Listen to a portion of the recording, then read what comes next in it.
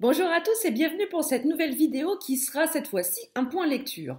Alors comme le précédent date d'il y a 15 jours et que j'ai quand même 1, 2, 3, 4, 5 romans à vous présenter, 2 BD et 2 lectures graphiques, et bien sans perdre de temps, on va attaquer.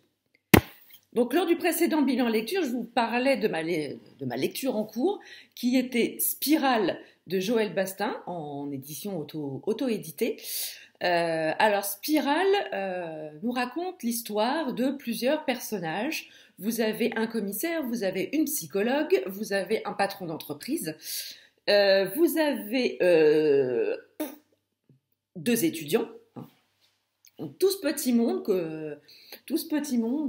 voilà, se côtoient, vivent leur vie.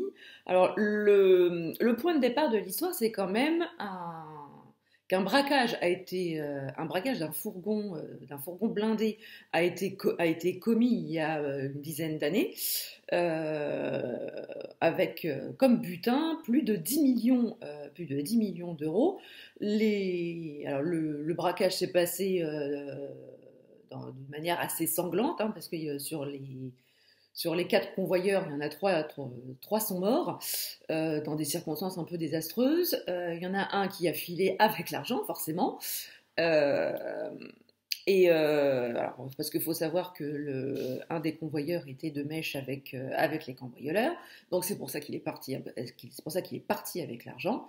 Et donc du coup, cette affaire de braquage, ça fait 10 ans, et du coup, cette affaire n'a jamais été résolue. Donc vous avez Pierre, le commissaire, qui justement, depuis 10 ans, tente de retrouver et le magot et celui qui est parti avec.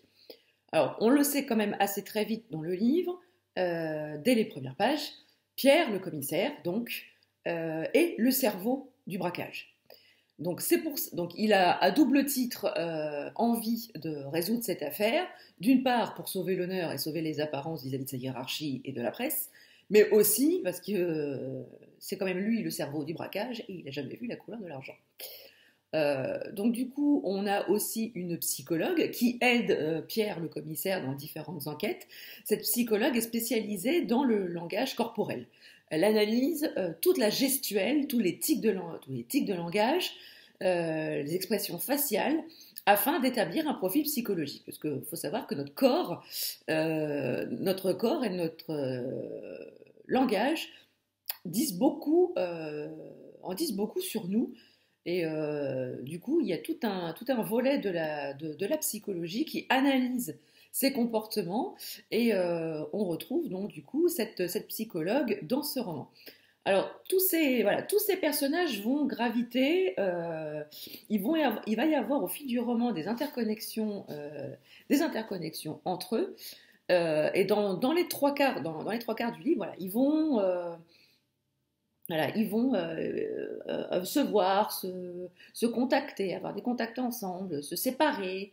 Et dans la dernière partie du livre, la spirale va se mettre en route. La spirale infernale va les aspirer, les broyer et les rejeter. Alors, je ne vous dis pas dans quel état. Ça, je vous conseille de lire le roman pour ça. Alors, il y a deux choses intéressantes dans ce livre. C'est à la fois ce que je vous disais, le côté versant psychologique de l'analyse des expressions et du langage corporel, mais aussi sur tout ce qui est crypto-monnaie, cette technologie de monnaie virtuelle comme le Bitcoin. Alors, il y a l'auteur, par le biais d'un de ses personnages, va nous expliquer le comment, le pourquoi, comment ça marche. Alors c'est assez technique, hein. Je vous cache pas qu'à un moment, l'auteur m'a un peu lâché. C'est très très technique, et c'est très long aussi. Donc l'auteur a voulu bien faire pour bien nous expliquer comment ça fonctionnait. Par contre, je pense que voilà, ça aurait mérité quelque chose un peu plus succinct, parce que c'est quand même pas le cœur du roman, il faut quand même bien le dire. C'est pas ça le cœur du roman. Et bon, il y a quelques longueurs quand même dans ce roman. On aurait pu faire plus court. Mais voilà, la dernière partie, il faut savoir que ça s'accélère grandement et voilà, les personnages en ressortent euh, vraiment différemment par rapport au début du roman. Donc pour moi, c'est une bonne découverte, hein. Je remercie l'auteur de m'avoir contacté, de m'avoir envoyé ce roman. Je ne regrette pas du tout ma lecture, c'est une très très belle découverte. Et voilà, je vous encourage vraiment grandement à découvrir cet auteur et le sujet de ce roman qui est particulièrement intéressant. Excusez-moi, je vais boire un petit coup. Parce que je parle, mais j'ai soif. Alors ensuite, j'ai lu Nevermore, les défis de Morrigan Crow de Jessica Townsend aux éditions hop là, Pocket Jeunesse. Alors je ne vais pas trop vous en parler maintenant parce que je l'ai lu dans le cadre d'une lecture commune avec ma copine Aurine et que vous aurez, voilà, les avis vont paraître sur nos blogs respectifs, moi le 16 mars et Aurine le 17. Donc je vous mettrai les liens de nos chroniques et enfin surtout vers nos blogs respectifs et je vous donne rendez-vous donc pour moi le 16 mars et pour Aurine le 17 mars pour avoir notre avis sur cette lecture. Tout ce que je vais vous en dire, c'est que si j'ai craqué pour ce roman, c'est uniquement et à cause de plusieurs comptes YouTube et Instagram où je l'ai vu tourner et on disait que c'était voilà, c'était une très très bonne lecture, c'était super et on s'attachait au personnage. Donc, et connaissant ma faiblesse, hein, n'est-ce pas, je me suis, je me suis laissée tenter et j'ai convaincu ma copine Aurine de partager l'aventure avec moi. Donc je vous donne rendez-vous très vite pour nos avis respectifs et vous verrez très bientôt aussi ma chronique sur le tome 2 que je ne vais pas tarder à lire. Alors, on poursuit également avec les lectures communes. J'ai lu la semaine dernière en lecture commune avec Perfect Flow, quand je vous mettrai son lien sur Instagram. Donc j'ai lu Aurora Squad, le tome 1 de Amy Kaufman et G. Christophe, paru aux éditions Casterman.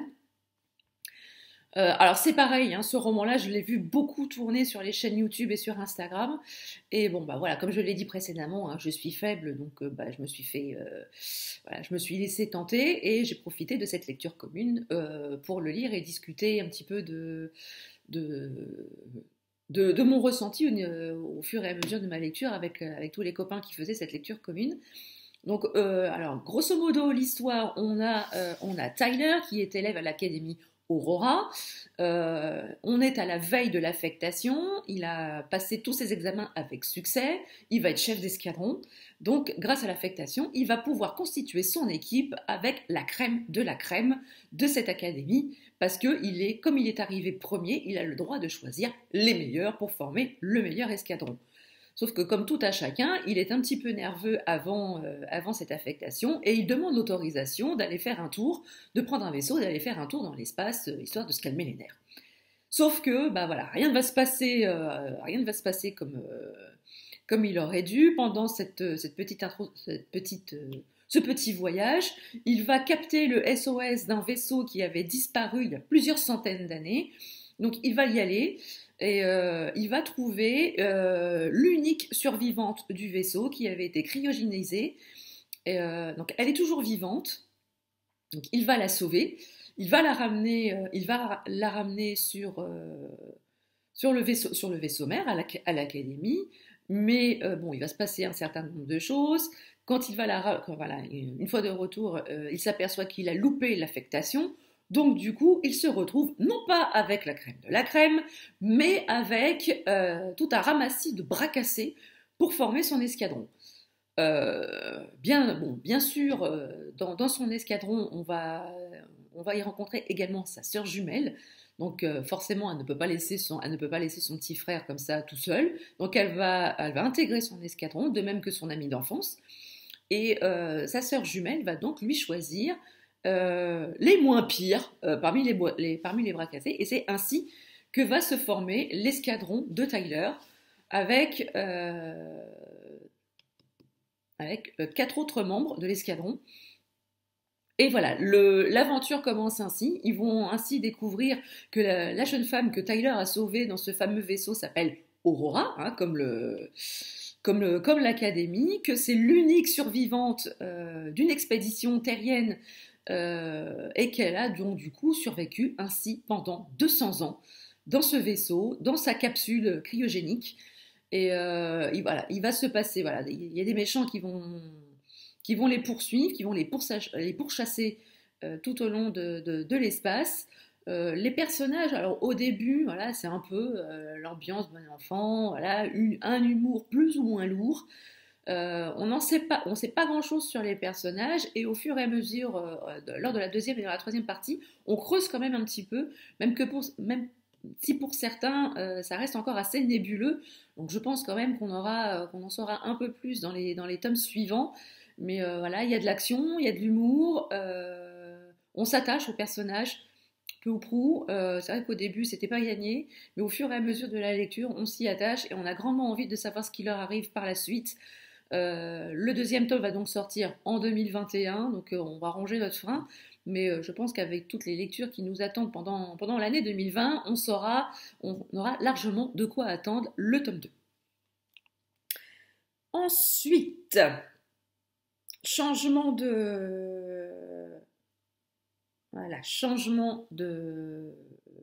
registre avec Madame B de Sandrine Détombe, paru aux éditions Hugo Thriller. Alors, Madame B, quand j'ai vu le 4e de couverture, Madame B, c'est une nettoyeuse de scènes de crime.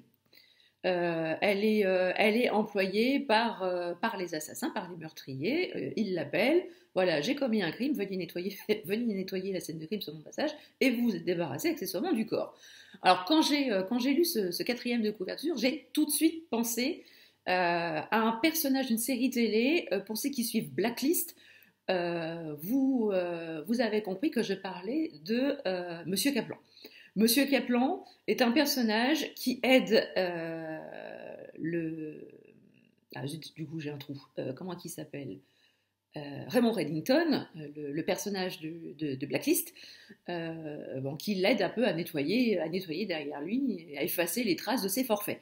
Donc voilà, j'imaginais Madame B exactement comme Madame Kaplan. J'avais l'image de l'actrice, de la comédienne qui jouait Monsieur Kaplan, et j'avais cette image-là. Et donc du coup, j'ai été un peu refroidie quand je me suis aperçue que Madame B, donc Blanche, le personnage de ce roman, est une jeune femme. Elle a 29 ans, je crois, au début du roman. Elle a 29 ans, donc en fait, c'est une très jeune femme. Donc du coup, j'étais un peu surprise. C'est pas du tout le personnage auquel je m'attendais. Donc du coup, ça m'a un peu déçue. Bon, mis à part passer cette surprise, donc du coup, on fait la connaissance de Blanche, qui a pris la relève de son beau-père dans l'entreprise familiale de nettoyage de scènes de crime. Madame B, donc, a un petit plus quand elle nettoie ses scènes de crime, c'est qu'elle subtilise, on va dire, un objet de cette scène de crime qui peut lui servir de police d'assurance au cas où, hein, comme on dit, pour la suite des événements. Et lors du dernier nettoyage de cette scène de crime, il va lui arriver tout un tas de choses bizarres et voilà, la scène de crime, sa dernière scène de crime a été incendiée. Donc du coup, le commanditaire l'accuse d'avoir salopé son boulot et pas très content, et donc du coup la lâche. Et il y a d'autres choses qui lui arrivent et qui a un rapport avec sa vie personnelle. Donc du coup, Blanche va décider de creuser et va décider d'enquêter. Alors tout au long du roman, on alterne selon... Alors, l'autrice Sandrine Détombe nous alterne deux pistes différentes, à savoir est-ce que c'est son mentor qui la manipule, ou est-ce que le mentor est lui aussi victime d'un maître chanteur autre. Et voilà, on alterne, alors un coup oui, un coup non, un coup oui, un coup non, un coup oui, un coup non. Donc au bout d'un moment, on se dit, est-ce que tu vas prendre position, oui ou crotte? Parce que là, ça commence un peu à tourner en rond. Donc c'est ça qui m'a un petit peu, c'est ça qui m'a un petit peu gênée dans ce roman, c'est on part pas dans une direction précise et on va pas jusqu'au bout. Donc tout le long du roman, on alterne un petit peu ces deux pistes et sans vraiment avoir jusqu'à vraiment à la fin où on se décide vraiment à trouver une option. Et encore, je trouve qu'on fait twist sur twist sur twist.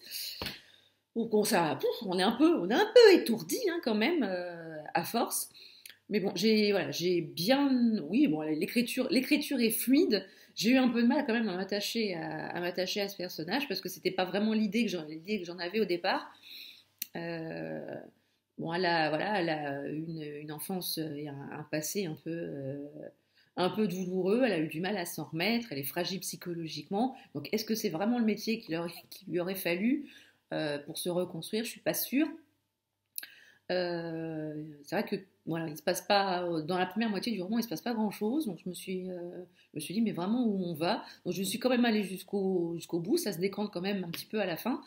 Voilà, j'ai bien aimé, enfin voilà, globalement j'ai bien aimé parce que bon, le style, l'écriture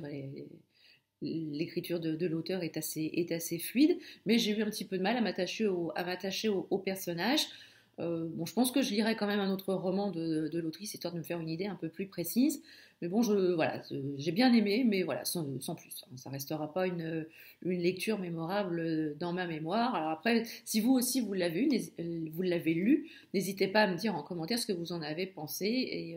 Mais je pense que globalement, c'est ma vision tronquée du personnage de Blanche qui m'a fait avoir un sentiment de recul par rapport à ce roman.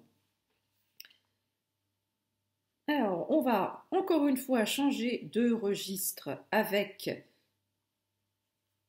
la lecture suivante qui est Les mondes inversés, le premier tome de Anne Pichotta et Sandrine Wolf. C'est la nouvelle série des mamans d'Oxapoloc. Donc, pour une fois, j'ai commencé la nouvelle série par le début et non pas, comme avec Oxapoloc, par le dernier roman sorti l'année dernière. Voilà, ceci, hashtag je suis un boulet, hashtag je commence les séries par le dernier tome de la série. Donc ici, on est dans le premier tome de leur nouvelle série, Les Mondes Inversés, où on fait la connaissance de Homer, un jeune garçon qui a perdu son papa. Son papa a disparu sans laisser de traces du jour au lendemain, il y a 5 ans. Malgré tous les moyens mis à disposition pour la recherche de son papa demeure toujours disparu. Et le même jour, son chien a disparu également sans laisser de traces. Donc voilà, cette disparition a laissé un grand vide dans la vie de ce petit garçon, dans la vie de sa maman aussi, qui vit recluse dans son bureau, qui s'est jetée à corps perdu dans son travail et qui s'est un peu réfugiée dans son monde à elle pour éviter de souffrir. Donc voilà, Homer n'est pas tout seul, hein, parce qu'il y a quand même sa tante hein, qui vit avec eux et qui l'élève, qui lui apporte tout l'amour dont il a besoin. Et puis il a voilà, un petit compagnon, hein, sa gerbille qui s'appelle Bibitou, qui l'accompagne partout. Et il a aussi 2 copains qui sont un peu plus que des frères et sœurs pour lui. Et un jour, en allant dans le studio de son papa, parce que son papa était réalisateur de films, il va être aspiré dans un monde parallèle et il va découvrir son papa prisonnier de ce monde parallèle. Et donc du coup, il va comprendre que son papa n'a pas disparu comme ça sans laisser de traces, il ne les a pas abandonnés, mais qu'il est bien prisonnier de ce monde parallèle. Donc il va en parler à ses copains, au risque d'être pris pour un cinglé. Mais malgré tout, ses copains lui font confiance et aidé par Bibitou, qui est quand même un petit compagnon à 4 pattes surprenant parce qu'elle parle et elle va les aider dans leur quête pour aider Homer à retrouver son papa coincé dans son film. Donc voilà, c'est un premier tome, c'est un tome introductif, voilà, les autrices ont bien planté le décor, ont présenté les personnages, on s'y attache très très vite, Bon, l'action s'accélère quand même un petit peu dans la deuxième partie du roman, nous laissant à penser qu'il va se passer un certain nombre de choses dans le deuxième tome. Moi, j'espère que ça va couper. Voilà, donc je sais plus ce que je disais. Oui, donc voilà, elles ont laissé quand même quelques pistes ouvertes pour le deuxième tome de ce roman. On a grandement hâte de retrouver tous les personnages et la réinterprétation que les autrices ont eue du conte d'Ulysse qui a été écrit par Homère.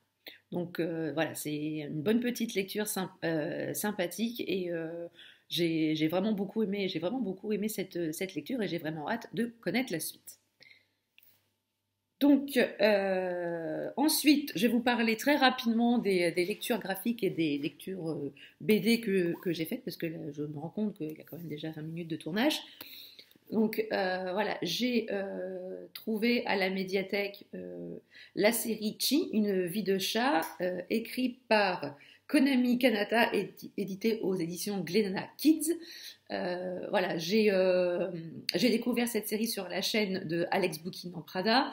Voilà, on y fait la connaissance d'un petit chat qui a été recueilli par une famille. Et voilà, elle découvre sa vie de chat. Voilà, pour la famille qui l'a accueilli, c'est son papa, sa maman, son petit frère, même si ce sont des humains, pour elle, voilà, c'est sa famille.